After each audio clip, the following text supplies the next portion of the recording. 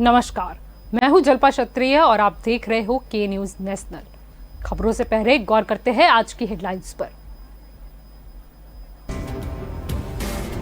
अफगानिस्तान संकट पर चर्चा के लिए केंद्र सरकार ने गुरुवार यानी कि 26 अगस्त को ऑल पार्टी मीटिंग बुलाई।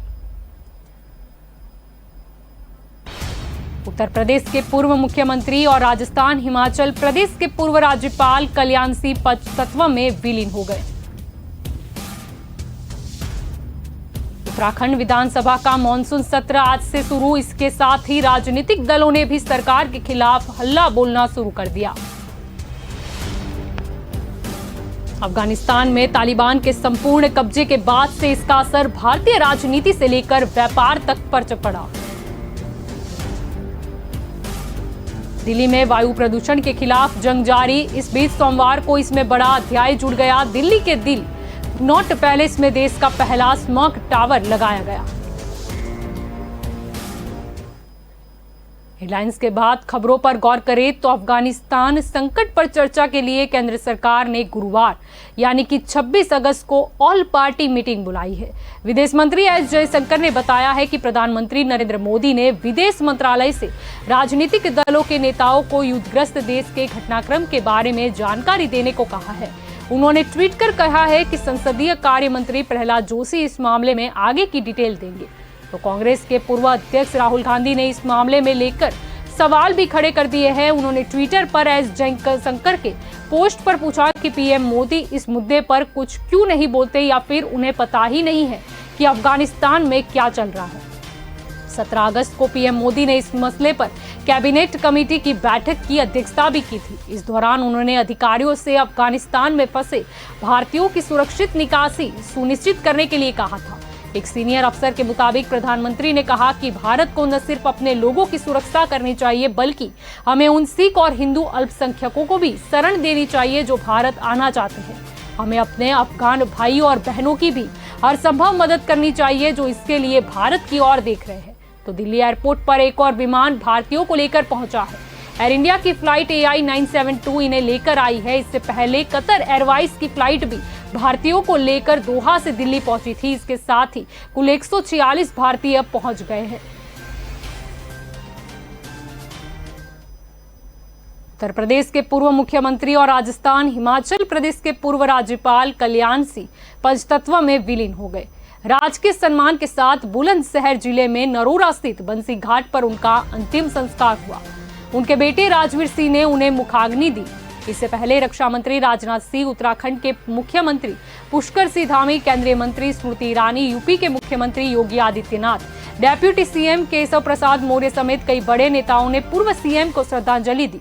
तो पूर्व मुख्यमंत्री कल्याण सिंह बाबूजी की अंतिम यात्रा में भारी सैलाब भी उमड़ा। जिस भी रास्ते से बाबूजी का पार्थिव शरीर गुजरा, लोगों की आंखें नम नजर आई। महिलाएं, बुजुर्ग, बच्चों ने उन पर पुष्प वर्षा भी की। कई घंटों तक लोग अलीगढ़ के स्टेडियम से बुलंदशहर के नरोरा घाट तक सड़कों के दोनों तरफ खड़े रहे। सुबह 9 बजे से शुरू हुई यह यात्रा शाम 3 बजे नरोरा घाट पहुंची। घाट पर पूर्व सीएम को श्रद्धांजलि देने के लिए जनसैलाब भी उमड़ पड़ा। घाट के चारों तरफ से बंद कर दिया गया था। अतरौली स्थित PWD गेस्ट हाउस में गृह मंत्री अमित शाह, मध्य प्रदेश के मुख्यमंत्री शिवराज सिंह चौहान, उत्तर प्रदेश के मुख्यमंत्री योगी आदित्यनाथ, केंद्रीय मंत्री general VK Singh, Prahlad Patel, BJP के प्रदेश अध्यक्ष स्वतंत्र देव सिंह समेत कई बड़ी हस्तियों ने उन्हें श्रद्धांजलि दी। हजारों की संख्या में अलीगढ़ के लोगों ने भी उन्हें श्रद्धांजलि दी। उत्तराखंड विधानसभा का मॉनसून सत्र आज से शुरू हो गया है। इसी के साथ ही राजनीतिक दलों ने भी सरकार के खिलाफ हल्ला बोलना शुरू कर दिया है।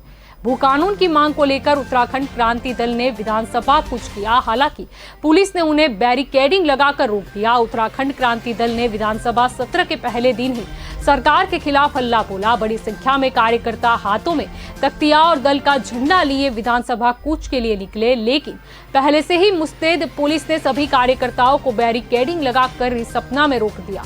इस दौरान कार्यकर्ताओं ने बैरिकेडिंग पर चढ़ उसे पार करने की भी कोशिश की। यूकेडी कार्यकर्ताओं की पुलिस के साथ हल्की धक्का मुक्की भी हुई, जिसके बाद सभी प्रदर्शनकारी वहीं धरने पर बैठ गए। इस दौरान उन्होंने सरकार के खिलाफ जमकर नारेबाजी भी की। बता दें कि विधानसभा सत्र के पहले दिन सदन में दिवंगत नेताओं को श्रद्धांजलि भी दी गई थी। अफगानिस्तान में तालिबान के संपूर्ण कब्जे के बाद से इसका असर भारतीय राजनीति से लेकर व्यापार तक पड़ रहा है। वहीं इन संकटों के बीच विदेश मंत्री डॉक्टर एस जयशंकर ने सोमवार को ट्वीट कर बड़ी जानकारी दी है। उन्होंने कहा है कि अफगानिस्तान के घटनाक्रम के मद्देनजर पीएम नरेंद्र मोदी ने विदेश मंत्रालय को सभी राजनीतिक दलों के नेताओं को संक्षिप्त जानकारी देने का निर्देश दिया है। संसदीय कार्य मंत्री प्रहलाद जोशी आगे की जानकारी देंगे। वहीं दिल्ली में संयुक्त राष्ट्र उच्चायुक्त के कार्यालय के सामने अफगान शरणार्थियों का विरोध प्रदर्शन लगातार जारी है। उनकी मांग है कि सभी अफगानों के लिए शरणार्थी का दर्जा, किसी तीसरे देश के लिए पुनर्वास विकल्प और भारत सरकार से सुरक्षा मिले। इस प्रदर्शन पर बात करते हुए भारत में अफगान समुदाय के प्रमुख अहमद जिया गनी ने बताया कि भारत में 21,000 से अधिक अफगान शरणार्थी है और वे सभी अफगानिस्तान लौटना नहीं चाहते हैं। बता दें कि अफगानिस्तान में फंसे भारतीय नागरिकों को और अफगानों को निकालने के लिए भारत सरकार की तरफ से हर संभव कोशिश की जा रही है। इस संकट से उबरने के लिए अब काबुल से प्रतिदिन 2 उड़ानें संचालित करने की अनुमति भी दे दी गई है। भारत ने आश्वासन दिया है कि वह हिंदुओं और सिखों के साथ साथ अफगानिस्तान में अपने सहयोगियों की भी सहायता करेगा जिन्हें मदद की जरूरत है। दिल्ली में वायु प्रदूषण के खिलाफ जंग जारी है। इस बीच सोमवार को इसमें बड़ा अध्याय जुड़ गया है। दिल्ली के दिल नॉट पैलेस में देश का पहला स्मोक टावर बनाया गया है। दिल्ली के मुख्यमंत्री अरविंद केजरीवाल ने सोमवार को इसका उद्घाटन किया और इसके बाद ये काम करने लगा है। इस मौके पर अरविंद केजरीवाल ने कहा कि वायु प्रदूषण से लड़ने और दिल्ली की हवा साफ करने के लिए दिल्ली में देश का पहला स्मोक टावर लगाया जा रहा है। इस तकनीक को हमने अमेरिका के आयात किया है। ये टावर 24 मीटर ऊंचा है और ये 1 किलोमीटर दायरे की हवा को साफ करेगा। यह स्मोक टावर दूषित हवा को अपने अंदर खींचेगा और साफ हवा को छोड़ेगा। स्मोक टावर की खूबी यह है कि तकरीबन 1 वर्ग किलोमीटर क्षेत्र की प्रदूषित हवा को अपने अंदर लेकर साफ हवा की आपूर्ति करेगा। इसके साथ ही यह स्मोक टावर वातावरण दूषित हवा को खींचेगा और साफ करके 10 मीटर की ऊंचाई पर छोड़ेगा। इससे शुरू होने के बाद विशेषज्ञ दिल्ली में वायु प्रदूषण पर इसके प्रभाव का पता लगाएंगे। नतीजों के आधार पर दिल्ली में अन्य स्थानों पर उपकरण लगाने पर फैसला लेंगे। यह एक तरह से पायलट प्रोजेक्ट है।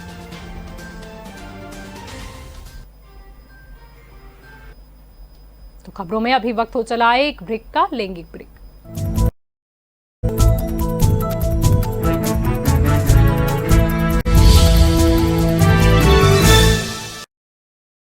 न ऐश का न द्वेष का, यह दंगल है देश का। सुलगती समस्याओं के जुलसते सवालों का होगा दंगल देश का। प्रशासन के प्रश्नों को लेकर होगा दंगल देश का। शिक्षा, स्वास्थ्य, समाज, कानून और व्यवस्था के आज क्या है हालात। सोमवार से शुक्रवार रोज रात 8 बजे जलपा क्षत्रिय के साथ दंगल देश का।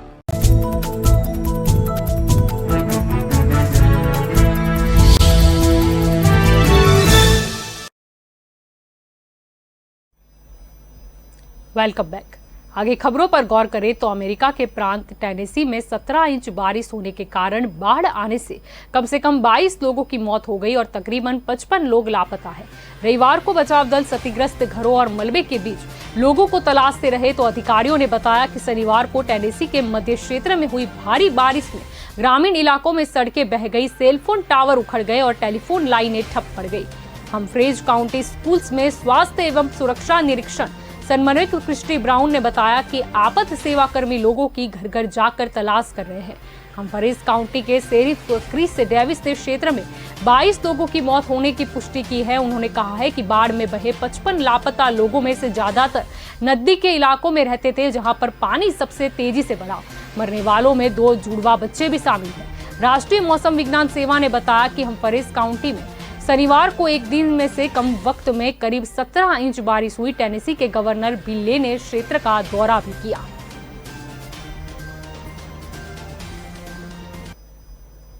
स्वतंत्रता दिवस के मौके पर प्रधानमंत्री नरेंद्र मोदी ने ऐलान किया कि सरकार देश में मल्टी मॉडल इंफ्रास्ट्रक्चर पर 1 लाख करोड़ रुपए का निवेश करेगी।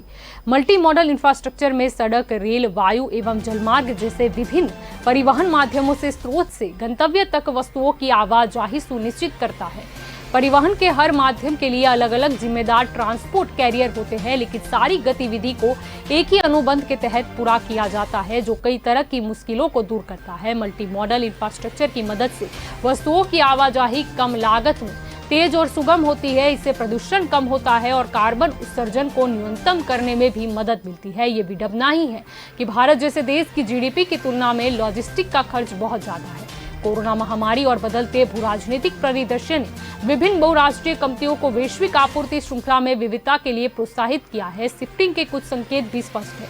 प्रतिष्ठित अर्थशास्त्री, भारत सरकार के पूर्व मुख्य आर्थिक सलाहकार एवं IMF के चीफ इकोनॉमिस्ट अरविंद पनगड़िया से एक बातचीत में उन्होंने कहा था कि वैश्विक आपूर्ति श्रृंखला का कुछ हिस्सा भारत की ओर शिफ्ट हो रहा है। कोरोना महामारी के दौर में निर्यात को बढ़ावा देने का यह अहम फैक्टर हो सकता है। असल में इस चुनौतीपूर्ण समय में अर्थव्यवस्था का एक्सटर्नल सेक्टर महत्वपूर्ण स्तंभ साबित हुआ है। कोरोना की तीसरी लहर को लेकर गृह मंत्रालय के एक पैनल ने प्रधानमंत्री कार्यालय को चेतावनी जारी की है। National institute of disaster management के तहत बनाई गई कमेटी ने अक्टूबर में संक्रमण पीक पर पहुंचने की चेतावनी दी है। कमेटी ने इसका बच्चों पर सबसे बुरा असर पड़ने की भी बात कही है और अभी से तैयार रहने का अलर्ट दिया है। पैनल ने अस्पतालों में पूरी तैयारी रखने की हिदायत दी है। रिपोर्ट में कहा गया है कि देश में बच्चों के लिए मेडिकल सुविधाएं, ventilator, doctor, medical staff, ambulance, oxygen की पूरी व्यवस्था होनी चाहिए। माना जा रहा है कि तीसरी लहर का ज्यादातर असर बच्चों के साथ युवाओं पर पड़ेगा। ऐसे में इन्हें अभी से सावधानी बरतने की सलाह दी गई है। ये रिपोर्ट ऐसे समय सामने आई है जब बच्चों के लिए वैक्सीनेशन शुरू करने की तैयारी चल रही है। कमेटी ने भी बड़ी संख्या में बच्चों का टीकाकरण करने की जरूरत बताई है। साथ ही कोविड वार्ड को फिर से इस आधार पर तैयार करने की सलाह भी दी है जिससे बच्चों के गार्जियन को भी साथ रहने की इजाजत हो। रिपोर्ट के मुताबिक सितंबर से अंत तक तीसरी लहर अपना असर दिखाना शुरू कर देगी। वहीं अक्टूबर में देश में हर दिन 5 लाख से ज्यादा मामले सामने आ सकते हैं और करीब 2 महीने तक देश को फिर से परेशानी झेलनी पड़ सकती है। कई राज्यों में लॉकडाउन की भी जरूरत पड़ेगी। 88,000 वकीलों की सुरक्षा से जुड़े मुद्दे से संबंधित Rajasthan advocate protection draft bill 2021 को सरकार मॉनसून सत्र में पास कर सकती है। एडवोकेट प्रोटेक्शन लागू होने पर वकीलों से अभद्रता या धमकाना, संज्ञेय और गैर जमानती अपराध होगा। कोई वकील जानबूझकर कानून का दुरुपयोग और झूठी शिकायत करेगा तो 3 साल तक की सजा या 50,000 रुपए जुर्माना या दोनों से दंडित किया जा सकेगा। राज्य के विधि विभाग को VCR ने बिल अनुमोदित कर 24 जुलाई को भेज दिया है। इधर वकील भी मॉनसून सत्र में बिल पारित करवाने के लिए दी बार एसोसिएशन के अध्यक्ष अनिल चौधरी व महासचिव सतीश शर्मा और डिस्ट्रिक्ट बार अध्यक्ष डॉक्टर सुनील शर्मा व महासचिव गजराज सिंह राजावत के नेतृत्व में प्रदर्शन कर रहे हैं। तो वकीलों से अभद्रता, चोट पहुंचाना या धमकाना संज्ञेय अपराध होगा और ये गैर जमानती होगा। हालांकि कोर्ट चाहेगी तो राजीनामे व जुर्माना से निस्तारण भी किया जा सकेगा। वकील द्वारा सेक्शन 3 में तय किए गए अपराध की शिकायत पर पुलिस को सुरक्षा व संरक्षण मुहैया कराना होगा। तो कोर्ट द्वारा वकीलों से जुड़े मामले में दूसरे पक्ष पर हर्जाना लगाया जाता है तो वह राशि वकील को मिलेगी। वकीलों पर होने वाले 3 साल तक की सजा वाले अपराध केस में ट्रायल प्रथम श्रेणी के जुडिशियल मैजिस्ट्रेट द्वारा की जाएगी। 7 साल तक की सजा वाले मामलों में केस की ट्रायल सेशन जज द्वारा होगी। वकीलों को चोट पहुंचती है या संपत्ति क्षतिग्रस्त होती है तो कोर्ट सेक्शन 8 के तहत मुआवजा तय करेगी और इलाज पर खर्च हुई राशि भी से भी पुनः भुगतान करवाई जाएगी। तो वकीलों के खिलाफ हुई शिकायत की जांच DSP स्तर का अफसर करेगा। संज्ञेय अपराध में वकील पर FIR से पहले बार एसोसिएशन के अध्यक्ष या महासचिव को सूचना देनी होगी।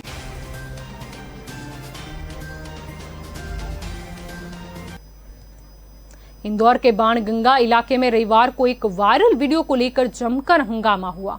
वीडियो में एक युवक को कुछ लोग पीट रहे थे। दिन भर वायरल हुए इस वीडियो का पता पुलिस को रात करीब 10 बजे चला। लोगों का कहना है कि युवक नाम बदलकर चूड़ी बेच रहा था और महिलाओं से छेड़छाड़ कर रहा था। इसके बाद उसकी पिटाई कर दी गई। इस घटना के विरोध में सेंट्रल कोतवाली में एक समुदाय के लोग जुटे और जमकर नारेबाजी की। उनका आरोप था कि मारपीट में शामिल लोगों पर पुलिस ने अब तक कोई कार्यवाही नहीं की है। हंगामे के दौरान पुलिस ने थाने का गेट बंद कर लिया था। बाद में फोर्स पहुंची तो थाने की पुलिस बाहर आई। पुलिस ने अज्ञात लोगों पर FIR भी दर्ज कर ली है। मध्य प्रदेश के गृह मंत्री डॉक्टर नरोत्तम मिश्रा का कहना है कि गृह विभाग की रिपोर्ट के अनुसार चूड़ी बेचने गए युवक ने अपना हिंदू नाम रखा था। उसके पास इसी तरह के 2 आधार कार्ड भी मिले। महिलाओं को चूड़ी पहनाने को लेकर ही विवाद शुरू हुआ था। वायरल वीडियो में दिख रहा है कि एक युवक के बैग की तलाशी ली जा रही है। इस दौरान इलाके के लोग युवक की पिटाई भी कर रहे हैं। थाना प्रभारी राजेंद्र सोनी का कहना है कि ये मामला बाणगंगा इलाके का नहीं है। हंगामा करने वालों ने कहना है कि वायरल वीडियो इंदौर के बाणगंगा इलाके के खारचा क्षेत्र का है। सदार बाजार इलाके में रहने वाला युवक चूड़ी बेचने गया था। इस दौरान इलाके के कुछ लोगों ने युवक को एक जगह बैठाया और उसकी पिटाई करने लगे। तो वक्त हो चला है एक ब्रेक का, लेंगे एक break.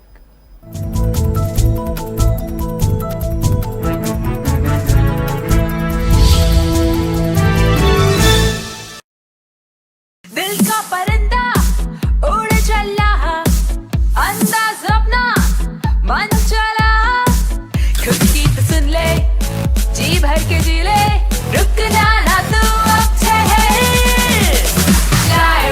Lyra, anytime, anywhere. Lyra, everybody loves to wear. Lyra, anytime, anywhere.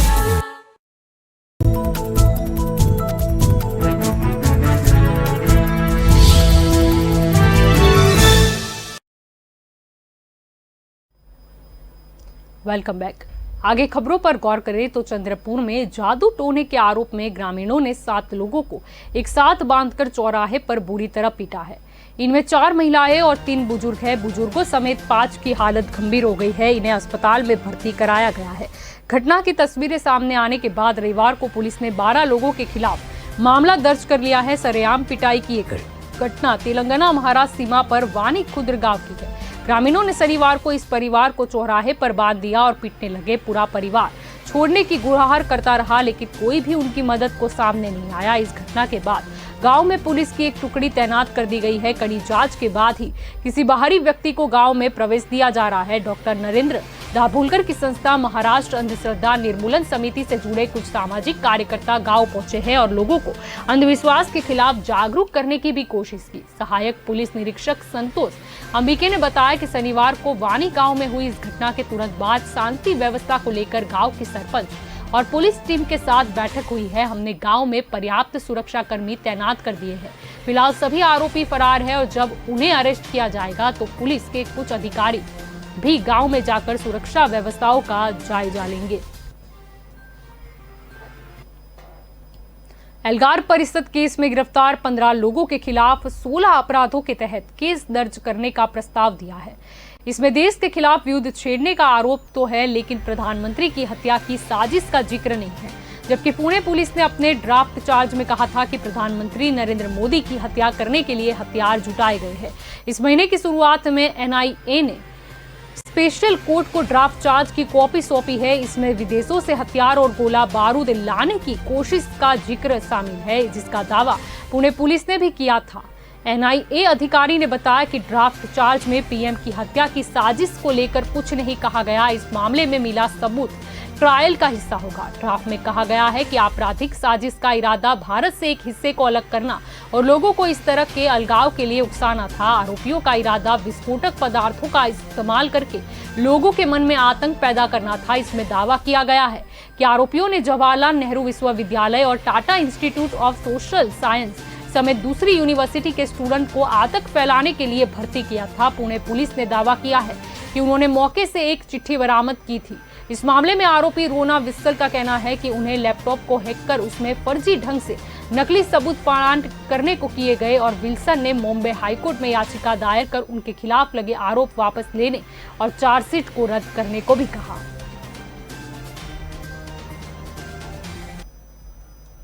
Syed Ali Shah Gilani के नेतृत्व वाले हुर्रियत कॉन्फ्रेंस के चरमपंथी गुट तहरीक हुर्रियत ने रविवार को अपने ऑफिस से साइन बोर्ड हटा लिया है।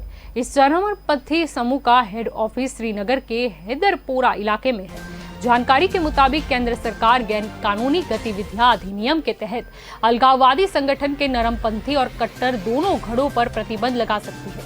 एक सीनियर पुलिस अधिकारी ने बताया कि कार्यवाही के डर से उन्होंने खुद बोर्ड हटा लिए हैं।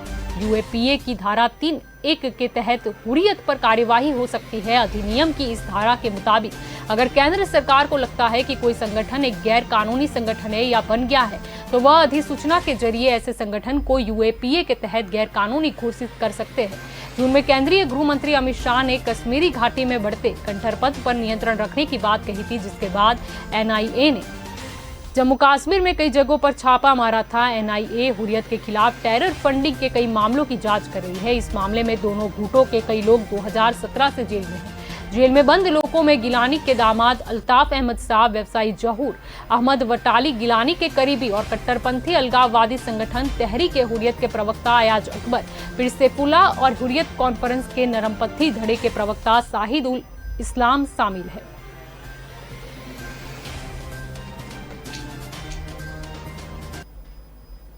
सर्वोच्च न्यायालय ने केंद्र सरकार से कहा है कि वह 3 कृषि कानूनों के खिलाफ आंदोलनकारी किसानों के प्रदर्शन के चलते आवाजाही के लिए बंद की गई सड़कों की समस्या का समाधान ढूंढे।